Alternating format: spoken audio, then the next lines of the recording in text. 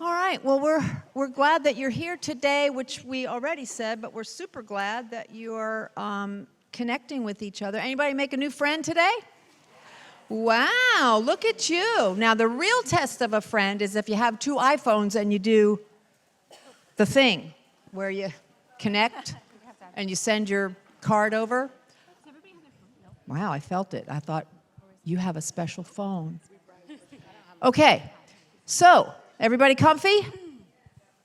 All right, so what we wanted to do today, we wanted to talk about, you know, it's Mother's Day weekend, and we know there's all different kinds of situations. As many of us that there's that many types of situations. And so we wanted to share a little bit with our sister squad and who we are and what our story is. But we want to be able to connect with you today. And, you know, hearing these different stories hopefully will bring hope. That's a great word. Hopefully will bring hope. Now, you may be in a great place, and maybe you're the one who gives hope to someone else, okay?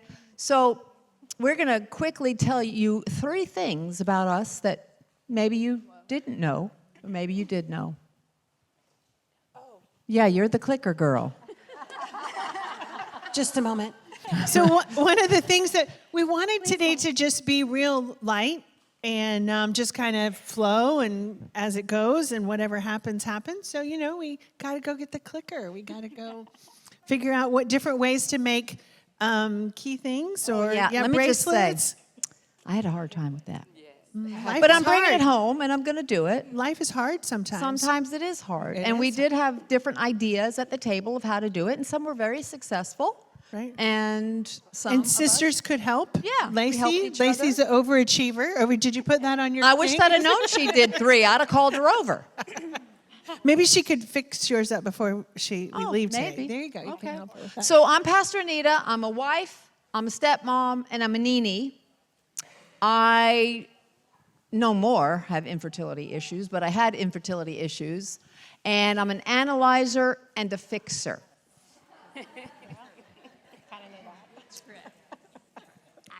I'm Lisa Humphreys. I am a believer, a dreamer, and a thinker. I am a daughter, a mom, and a Lily, and I am always ready for the next adventure.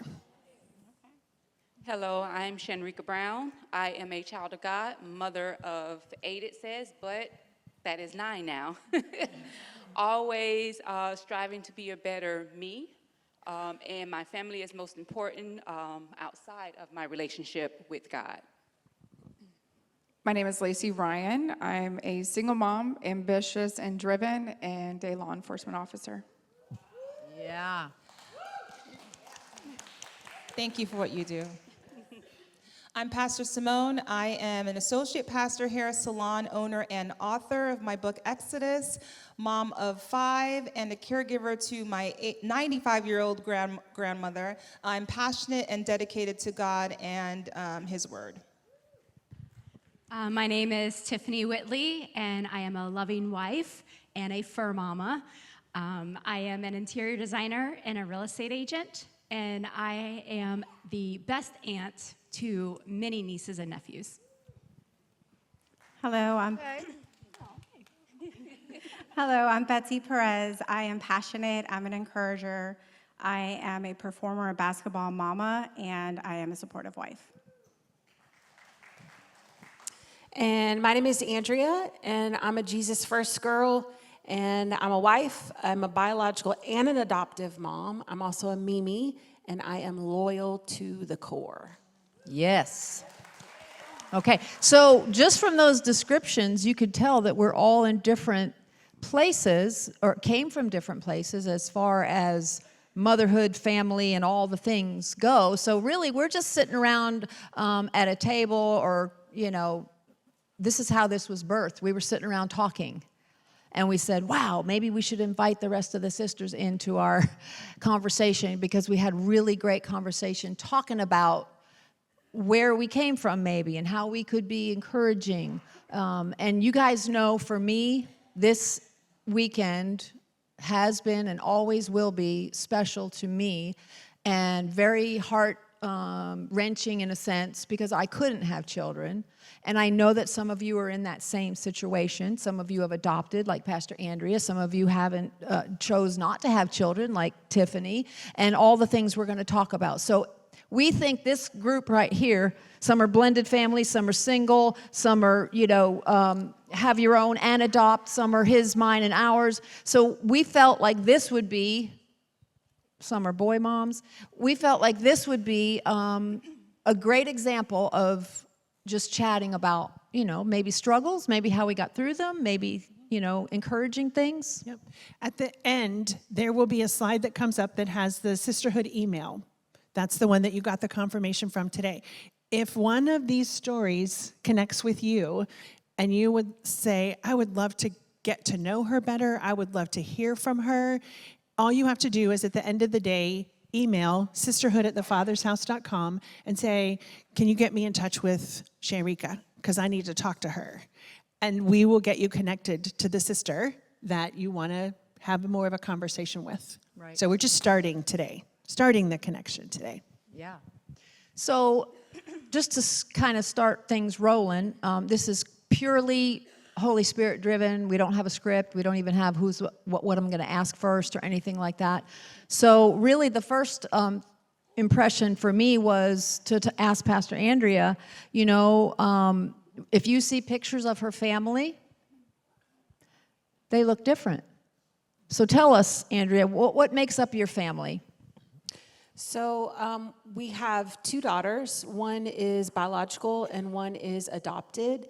I could literally sit here. I was telling my table because I had some questions at my table. I could talk for the next several hours about our story because it's just a lot that has gone on. I could not tell you guys in like 30 seconds or a minute. So like Pastor Anita said, if you are have been thinking about adopting, if you're thinking about fostering, if you are in that space, I would love to talk to you about that because it's not all rainbow and sunshine.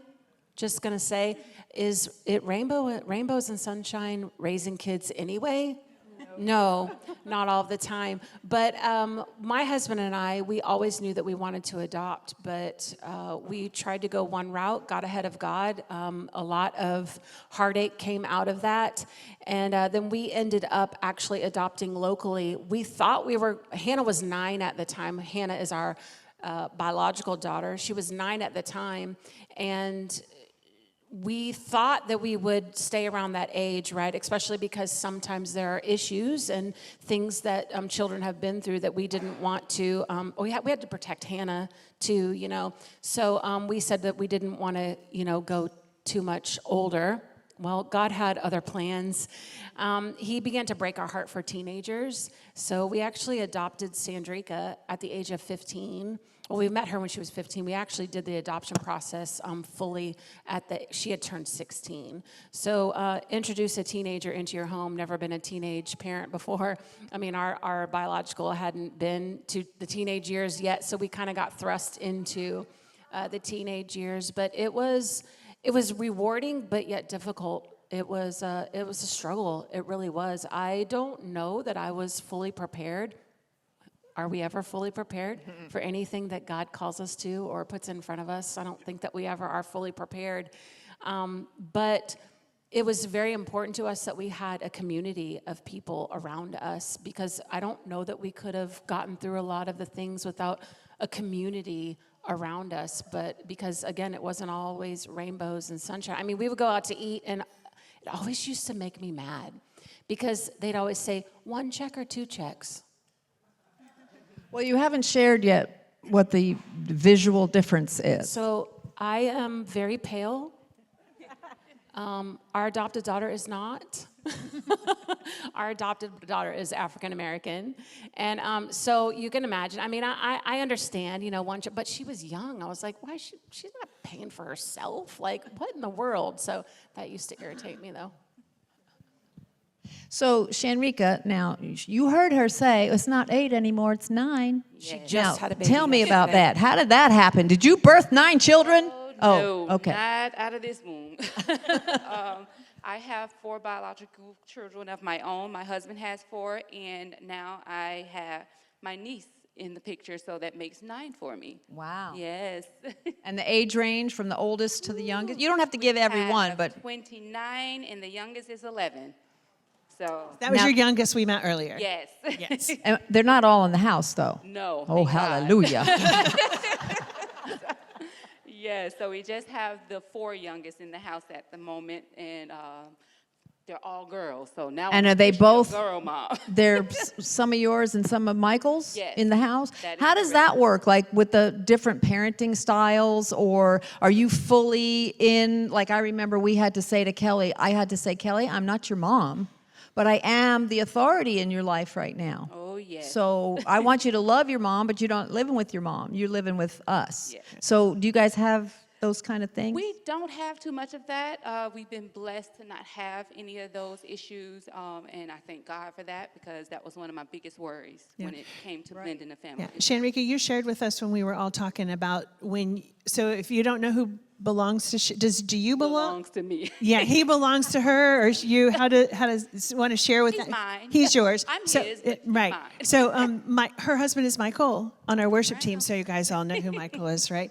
But when you were dating, I thought that was really good that you said, "Look, So I would love for you to share that. So one of my biggest things was my kids' comfort when it came to anyone that I felt like I was going to spend my life with. So just praying for God for those confirmations and him letting me know that things were going to work out. And it literally, when things are right, he makes it very easy. And that's what I've learned. And in the co-parenting, the coming together as a blended family, we didn't have any of the issues that I was worried about. Right. That's great. I think what that says is that you had the tough conversation first. We first. How many times do we not have the Yes. tough conversation first so that we set things up for it to be in the right order? And if How we they didn't should have be. the Brady Bunch, it would have been the Brown Bunch. We could have It's done the a brown whole. one. I call it my little. I mean, Oh, their Stephen, last name can we is make Brown, a but graphic still. for that? Like the Brown Bunch? I think that would be really Yes. cute. We I need to love do it. that. Okay. Yep. But yeah, that was. No, but that was, like you say, just when we got together, I let him know that if my kids weren't going to be in it, this wasn't going to be. So, Good. yeah. Okay. So going back to those hard conversations first, my husband and I met, we were like 22, 23 years old. And one of the conversations we had, even before marriage, was a discussion of children. And, when you're young, you're like, oh, no, we never want kids. We never want kids. And so it started out that way, right? And then over time, as we got more serious and then marriage kind of happened, then we started to realize, we're like, oh, are we really sticking to this no kid thing? Like, I thought we were just joking. But it's funny because with that conversation, we really came together and decided together that children just weren't for us. And it's not that we don't like children. I love my nieces, nephews, all of my friends have kids. I love, love, love them. And the same with Uncle T-Rav. They love, love, love, love him. So it's not You that can we send them back. That's the thing. They can yeah, they go home. That, Yeah. you know. And, it's funny because you would get those comments, oh, you don't have kids because you want to be able to do whatever you want, or you don't have kids because you can just give them back. And honestly, we didn't have kids because God didn't lay it on our hearts to have kids. We would always check in with each other, and then we would take it to prayer. Then we would take it to counsel, and we're like, okay, I guess, and we were okay with that. The biggest thing is we were at peace with it, but the world was not at peace with it, right? The expectation of being a woman, right, is, okay, you're married. Oh, when are you having kids? And that would put me in so many awkward conversations, and I just stuck to my truth. I just stuck true. Because if I gave into everybody wanting them to be an aunt or an uncle, right, or if our parents wanted to be grandma or grandpa, at the end of the day, we had to raise this child. So, and we knew in our heart of hearts, because we had conversations with the Lord, that wasn't the journey that he had for us. But it doesn't take away our impact that we have with the children around us. Good. So we just started pouring into our nieces and nephews, into our community, into our church. So everybody's path is different. And if you're in that place of like that pressure of, when are you going to have kids, or, oh my gosh, like what's wrong with her type of thing, just take it to God. And as long as you and God have that conversation and you and your spouse have that conversation, then that's all. At the end of the day, that's all that matters. Mm-hmm. I think that's a good, not just about kids. Sure. Anything that somebody's coming at you with, why aren't you doing this, or you should do this, or da-da-da-da-da. Well, God and I have had a conversation about that. It's nobody else's. When they asked me, are you guys having kids? Why aren't you having kids? I say, I'm trying. But there's another tough conversation. And then everybody would try to give me the advice, including my 90-year-old grandfather, of what we should do to get pregnant. I mean, it was fun trying, but it never worked. What were you going to say? No, I was just going to say we had to have some hard conversations too when we decided to adopt. And to adopt an African-American child into our family was something that we had to consider culturally with two, different cultures. So we actually went to our family and we said, this is what God has laid in front of us to do. So we basically said, if you're not on board, then we can't subject her to that.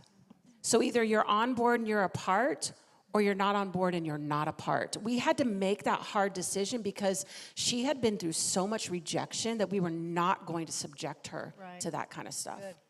On the topic of hard conversations before you get married, and you also mentioned that also, God just brought back to a memory I had with my husband before we were married. I mean, I don't know how many people are in here or have lived with their spouse before you got married. Well, Thurman and I did. And you literally just woke up something in my spirit. We were sleeping, we were in the bed, and in the middle of the night, my husband's just, he's sleeping, just relaxed, and I just woke up in the middle of the night, and I was like, I gotta get out of here. I gotta get out of here. I can't, we are not supposed to do this. And literally that night, I just knew that I had to move. And I don't know why I felt in my spirit to just say this right now, but if you're living together with someone, you gotta get out of there. That God is not gonna bless that. And so we had this hard conversation the next day with, we can't do this. This is not the way to live. And anyhow, moving along, we actually did buy a house together, which he did not live in until we were married. And I kept the kids, because we're his, hers, and ours. But How long, Simone, before when you realized that till you actually got married? We were probably living together maybe a year, maybe a year and a half. But when we bought the house, my husband put the house in his name. Crazy thing, not even realizing were we even gonna work.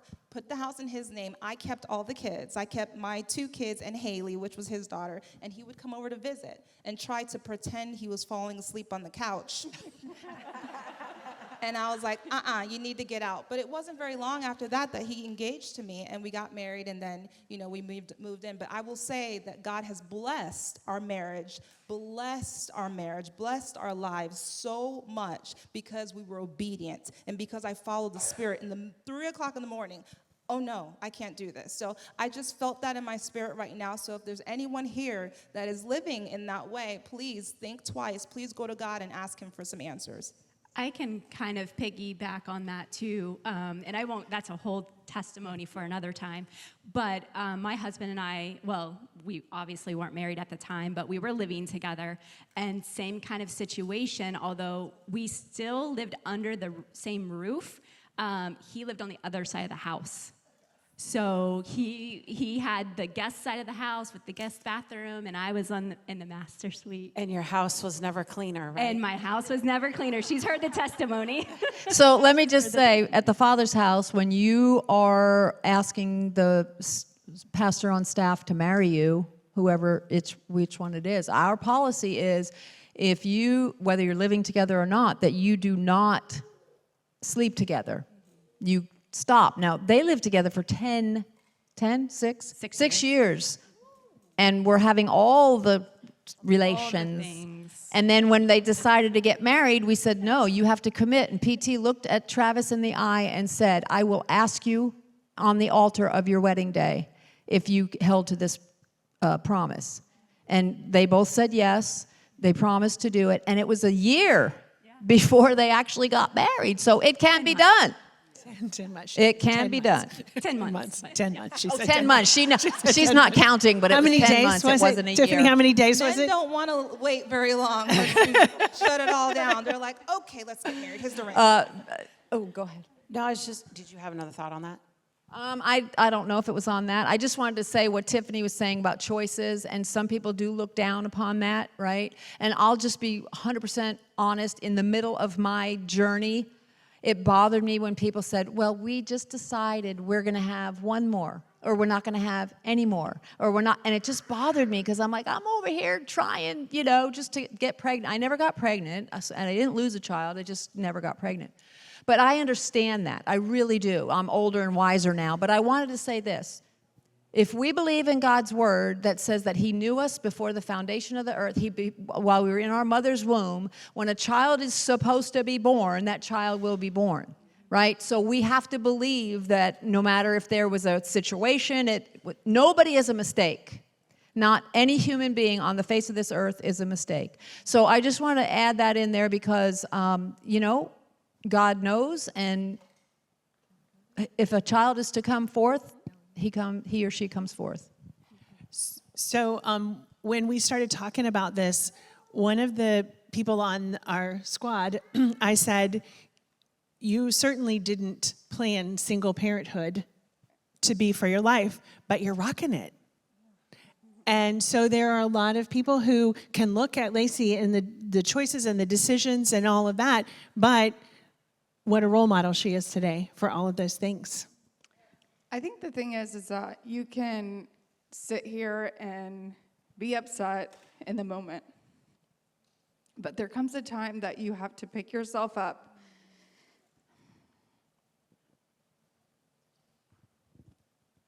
I'm good. And you have to say, it's not about me anymore. It's about me pouring into my child. For anyone that is a single parent, it's not what you wanted for your child. Sure. It's not what you wanted for your life. But you continue to push through the challenges. And, thank you. I open with being ambitious and driven. Those challenges, it hurts for the moment, but I look back and I thank God for the challenges that he put me through. Because not only did it build me up and build my character, it pushed me to go forward to have the desires of my heart that I had prior to having my daughter London. And that So you was, didn't let that stop you. You didn't let No. having a child, being a single mom, say, okay, I guess that dream will never happen. No, and I think that, unfortunately, I think that's what some women allow themselves because it's easier to be in that moment. I'm just going to be honest. It's easy to have that pity party and for others to join you in that pity party. But there's sometimes that you have to put on those big girl panties and you have to say, today is a new day. We can continue to go down this path and continue to struggle. Am I saying that there are days that I'm like, what the heck? Am I really doing this? God, is this really from you? Am I really doing the desire of my heart? So I put myself through the police academy, saying to myself that I'm going to prove to London. I'm going to prove to her that no matter how long you've had a dream or a desire of your heart, it's not too late. Good. It's not too late to make yourself better. We talk about in church of leaving a legacy. And so I look back and I say to myself, what legacy am I leaving for London? What am I showing her? Through the struggles that you can still go through the motions. It's not fun. There's older women in here that you know what I'm talking about, and there's younger ones that haven't been through much of life. But you can learn something from all of us up here, and that's why we're up here. So the struggle is there, but you still have to push through. And, it's not like she became a teacher. She's a sheriff in a dangerous world, okay, with a young 3-year-old daughter. So if any time a sisterhood needs to pray specifically for each other, would be God's protection over her. And, we want to be sure we're covering her for that so that you can continue to parent London. And who knows, maybe one day God's got somebody for you and, there may be a man in the future. But anyway, just your safety, because that's crazy out there. I say, Lacey, I watch you and you are rocking it. I was a single mom and I spiraled the wrong direction. But I look at you and I'm like, Lord, why couldn't I have done it like her? Why couldn't I have been that single mom that did it, on my own like you did? And what he did for me, because everybody's story is different, is he brought my husband, who's my angel, into my life. And my husband saved my life. Those of you that do know my story, long story, whole different day. But I could have not been here anymore. Lots of bad choices. But my husband came in and literally was my knight in shining armor and swooped me off of my feet. And they say it doesn't happen, but it happened. But then I'm telling you, there are girls, women even, that look at you and go, wow, I am so proud of you. You are a sheriff. You are killing it.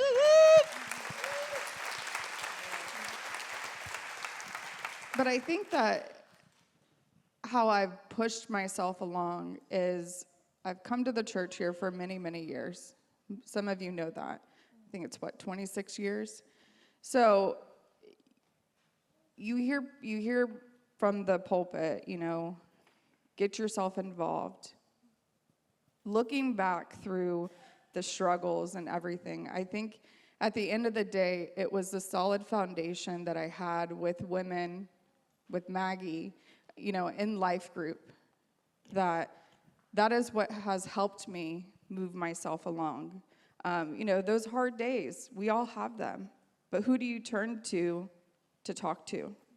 Do you turn to social media to get the attention from that, for that like, or for someone to agree with you? Sometimes you have to have that friend that stands next to you and says, no, girlfriend, you're wrong. You need to get up, dust yourself off, and move on. Yeah.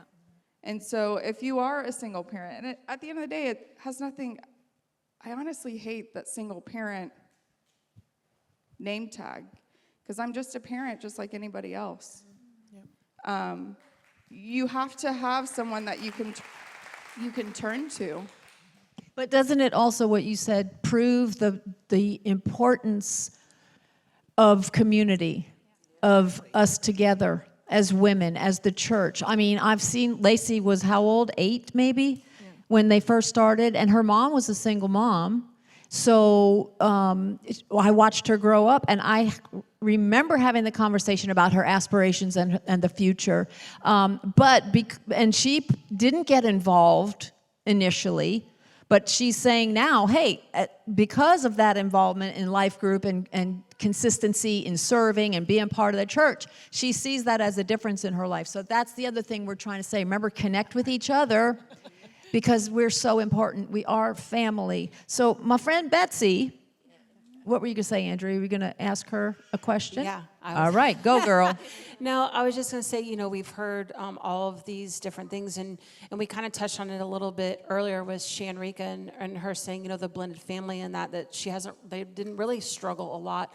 But I know that there's been some challenges with you because you have 2 children. You have a daughter and a son, and Layla is your firstborn. How old was she when you and Edwin got together? Because she's not Edwin's. Right. Layla was 4 when Edwin and I started dating, and that was hard. I was raised to be a very independent woman, and I had a 4-year-old, and I was stuck in the world where I was done dating, and then God had a sense of humor. And I ran into Edwin at the mall. I mean, we went to high school together. We didn't talk. We knew each other, but that was about it. Fast forward a couple years, back in 2021, talk about community. My daughter and I, we went separate ways. She didn't want anything to do with me, and I know I gave part of my testimony a couple years ago regarding that. She is a performer. She's on Carnival Cruise Line. She performs, she sings, she dances. But there was that time frame, it was almost 2 years that I knew nothing about her. There was no messages, no phone calls, no emails in return. The little that I knew was because my parents would tell me, because they still spoke with her. Well, she still spoke to them. And the power of community, the power of sisterhood, don't take that for granted. God placed 5 amazing women in my life that when I fell and I felt that things were hopeless, they were praying for me, they were speaking life into me, and they didn't allow me to lose hope. That one day that I would speak to my daughter again, or that we would have a relationship again. And when we talked about this at the table, about what we were going to talk about tonight or this afternoon, God revealed something to me. Every single one of those ladies that he put in my life to speak life into me, they were on the other side. They didn't have the relationship they wanted with their mom. right? So it was the other side of the story speaking life into me. So it's very important. And I will say, my daughter and I, we don't have the best relationship, but we talk every day. She's performing on that ship, but she texts me, she'll send me pictures and tell me that she loves me and misses me, and it's just, yay, God. Good. That's awesome. Yes. Betsy, can you speak to the part of, I can't imagine, I don't have a blended, well, I kind of come from a blended family, but I haven't experienced a blended family as an adult or as a parent with children. I can imagine along the way that there were times where Layla would kind of butt heads with Edwin. So, and I'm sure that there are other people out here who have stepchildren and step-parents. Maybe you are the step-parent and you're experiencing this sort of a thing, but can you kind of speak to, do you understand what I'm asking? I know that there's been times where Layla's like, you're not my dad. So how did you navigate those kinds of conversations, and how did you do that? Wow. No, you're fine.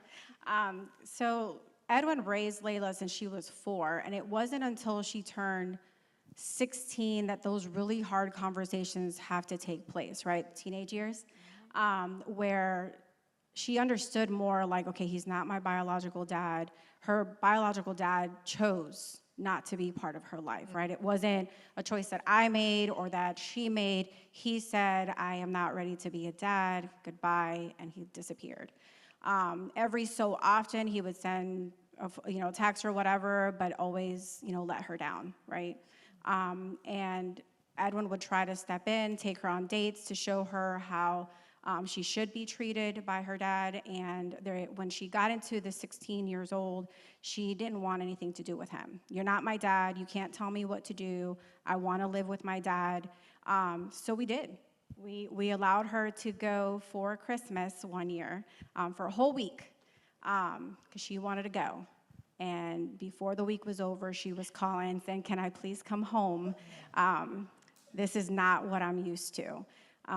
And I mean, today, her and Edwin don't have the best relationship, but the last time she was here, they went to breakfast together, and it's just about just praying, not losing hope, and just, reminding them that he chose to be there. He chose to love her, regardless of what her decisions in life were or are, that he's really her dad. Yes. I was going to say that's one of the struggles I've had also was you have that co-parenting with the other parents. My children and Michael's children all had their other parents, but you come into where they do things the way they want to do in their household, you do things the way you want in your household, and I had my problem with butting heads with trying to get them to understand when you're here, those things don't fly. Right. I do things a certain way according to his word and how we want you to grow up. So when you go home, of course you listen to your other parent, but when you're here, that's where you're supposed to be. And we had the same scenario where unfortunately my children found it hard to kind of connect because their dad didn't want them to connect with another man because he didn't feel like there should be another father figure in their lives. So I struggle with that a little bit, but prayer and just knowing that God was going to make things work if that's what he wanted. So you take that stress off yourself, and that's the way I get through it, is I just give it all over to him and let him do his thing, because he's the ultimate decider on what goes on in my life. So True. yeah. Well, and just to piggyback on that, at first I had a really hard time taking my husband's side when he was parenting, right? I felt guilty because her dad didn't want to be in her life, so I overcompensated. I undermined a lot of his decisions, and there was a conversation, I don't even know how it started, but Pastor Anita on a Sunday morning came to me and she's like, just remember, she's your daughter and that's your husband. At the end of the day, you have to stand with him. And I think that's where it clicked. Let me add something, because I was going to say this before you said that. As a stepmom, Kelly was 12 and Tara was 17 when we got married. Terry has 2 daughters. They both lived in Virginia. We lived in Florida. We got married in October. Kelly turned 13 in December, and in January decided she didn't want to be with her mom anymore because her mom kind of lived a crazy life, went way off, drinking, boyfriends, all kind of things, would give Kelly some money and say, I'll see you in a few days. I mean, she was 11, 12 years old. So we said, okay, you're going to come with us, but you're not going to go back and forth. So this is it.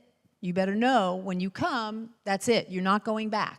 She said, okay, she came. So she's now 13, so we got married in October, she turned 13 in December, and in January she moved in. So I went from a 30-year-old with no kids, no boyfriend, no nothing, to a husband and a 13-year-old. Huh? Right into the God teenage bless years. you. God blessed me. That's what I meant. Yes, In the fire. Is that in the what God- fire. But here's what I wanted to say. It wasn't easy. Tara accepted me right up. She stayed up in Virginia. She was already working. She turned 18 shortly the next year, whatever. But Kelly was very standoffish. She just did not want to have anything to do with me.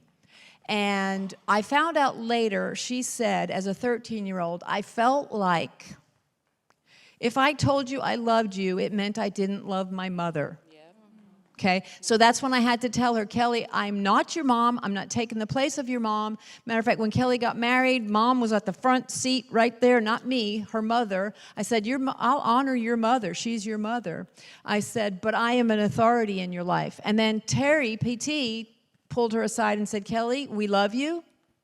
You're my daughter. You're going to grow up one day and you're going to move out. And Anita's my wife, and she's not going anywhere. We're going to be married. This relationship is first, so you better figure it out. And after that, things really kind of straightened up. But I understand that as a young kid, she was like, how do I love both of you? She couldn't figure that one out. But she finally got there, and we're great friends today, and, you know, awesome relationship. So boy mom, tell us a little bit of the challenges about a boy mom, because people wanted you to have a girl. Are you going to have a girl? Like she could put the quarter in and get out the girl. That's it. I've always believed that God's plan is perfect for my life. So we had 2 boys pretty quickly. We got married in 86, 1 boy in 88, and another boy in 89. And red, beautiful curls, right, on both of them. Everybody said, oh, Lisa, you should have a girl. You're going to need a girl. You need a daughter. You should have a daughter. And I said, God had 2 chances. I was supposed to be a boy mom, so here I am, and I loved being a boy mom and all that was. And I said, someday, God is going to give me a daughter, or a lot of daughters. And so he did give me a beautiful granddaughter, 4 grandsons and 1 granddaughter, but so many spiritual daughters in my life that I have the opportunity to do life with and pour into and make a difference in their life. But I think in all of the stories, I keep going back to, you know, we have to make the right decision. Yeah. For Tiffany made the right decision for her family. Lacey makes the right decision every day for what we do. So we have to say, no matter what the story was that you heard from all of us, the central theme is still the same, right? There's hope at the end of the day. And as long as we're looking to where the hope truly comes from. And deciding to do those things. And can I just say, Lisa, what you said about, you know, making the decisions and choosing every single day to do it God's way, and no matter what your past has been, but I'm going to get up today and I'm going to choose to follow him. I'm going to choose to put him first. You know, I was telling them on Thursday that I really felt impressed by God to encourage you ladies that if you're in that child rearing stage, even if you're not, there are always people who are watching your life. Mm-hmm. And I am just now seeing the fruit of Vance and I's building a foundation for Hannah. Now, obviously, we adopted Sandrika at 15, so she's not necessarily quite there yet, but we are seeing the fruit now from what we didn't compromise back in the child rearing days. So I just want to encourage every single of you moms, grandmas, aunts out there to stay the course. Stay the course, because one day you will see the fruit of all of the hard work that you put in if you will just stay the course. What does the word say? It says don't give up. Don't give up. Don't grow weary in well-doing, because if you don't give up, you will reap a harvest. Yeah. I was thinking, yes. Yay. As I was thinking, last week I was driving, and I thought, so we're going to talk about a lot of mom stories, and a lot of the people that were coming today are out of those years. But how valuable you are to the women on this stage and the women that you sat at a table with, and that because what does the scripture say? What the older women are to pour into the younger women. And if you're not dead, you're not done. Right. And so that was a paraphrase. What that wisdom? Was like P.T. makes his yeah, own. if you're not, well, that's a song, too. It's a song. It's a song. So But anyway. look around. I mean, there's a lot of wisdom in this room, in age and experience and all kind of things. So even if you're not older, you can still find somebody who you can bring along and help. You know, it used to bother me when people said, oh, you didn't birth any kids, but look, the church are your children. It used to bother me when I was trying to have a kid, okay? Now that I'm 65 and older and I don't really think that's going to happen anymore, which is fine, now I say, you know what? I'm honored. I'm honored. How old to was have, Sarah? Or maybe, well, you know. I'm honored to have spiritual children. You know what I'm saying? It bothered me before, but isn't that something with wisdom? And as you go through and you see how God is working different things, and now I'm saying, you know what? I'm honored to be the mama of the house. I'm honored to have spiritual children. But I want to encourage you so to not just leave today and go, oh yeah, I got something out of that, or I didn't really get anything out of that. But who can you connect with? Who in the house right now is a single mom? Raise up your hand. Look around, people. Look around at the single moms. I'm sure they could use some wisdom and input, okay? And some help. And some help. Who is in a blended family right now? You have his, hers, his, mine, and ours, okay? There's more wisdom and input. Some of you never had children, tried but couldn't. Where are you? Chose not to, whatever. And now some of you chose not to. We're all here. This is representing out there. So please look around and see who you can pour into and help through their, even if they're not struggling, you just kind of connect and go, hey, we've got some things in common. Does that make sense? Pia, can I also speak into the young children here, or even adults, that Mother's Day is a little sensitive to you, not only because you didn't have kids, but because you didn't necessarily have a mother. I'm one of them. I didn't grow up with my mother. I grew up with my grandmother. And somebody here might have grown up with an adoptive mother or a foster mom. And I just want to say, when a day like this comes for me, when I was a little girl, I'm better now, but when I was a little girl and Mother's Day would come and everybody's making Mother's Day crafts for their mom and all the exciting moments, oh, for my mommy, I didn't have my mommy. And so I would sit back, and so I look back at that little girl, and I feel sorry for her, because that little girl would just kind of be like looking around, and I didn't have a mommy to say, here's my Mother's Day gift for you. So, but I had a grandma. And so looking back now, the wisdom and what she gave to me and what she poured into me, even though I didn't appreciate it then, my gosh, I appreciate it so much more now, because you spoke about keeping the course. She kept the course. She stayed on her knees. She never stopped praying for me. She never stopped pouring into me. Even though I just went all heck broke loose later on in life, she continued, Simone, you are a good person. Simone, you can do better. And she just never stopped pouring into me. And I'm proud to say that today at 95 years old, I take care of my grandma as well as she took care of me.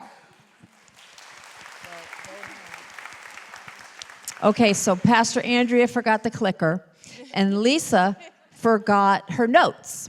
But look, we said we were going to be unscripted and just like invite you into the conversation, so that's what's happening. I hope you got something out of this. I really do. And don't forget, if you would like to connect with one of us individually, you can email sisterhood@thefathershouse.com and say, I'd like to speak to, and if you can't remember the names, just say, you know, the one who has the the daughter on the cruise ship, the one who's a single mom. So if you know their name, great. If not, we'll figure out who you're asking for. Okay. So we're about to end. Again, thanks for being here. But we wanted to do something, again, driven by the Holy Spirit to pray with you. I'm going to pray over you, and then we're going to pray for any of you that would like to come up. I'm going to ask this team right here to come right down on the floor, and we'll hang around for a minute. If you're not going to, if you don't want prayer, you don't want to hang around, that's fine, but that's what we're going to do right now. And then we could use some help cleaning this place up, as we mentioned earlier. So however you feel moved in this moment. I don't know if my peeps in the back can play me some music, but why doesn't everybody stand up?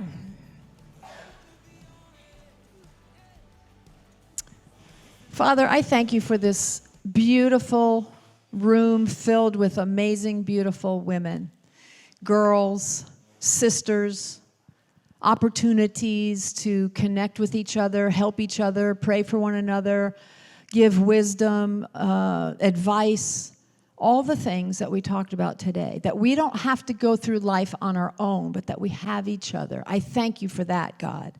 I thank you that we're going to leave different today than we came in, and we are going to look for someone that we can help, that we can speak into.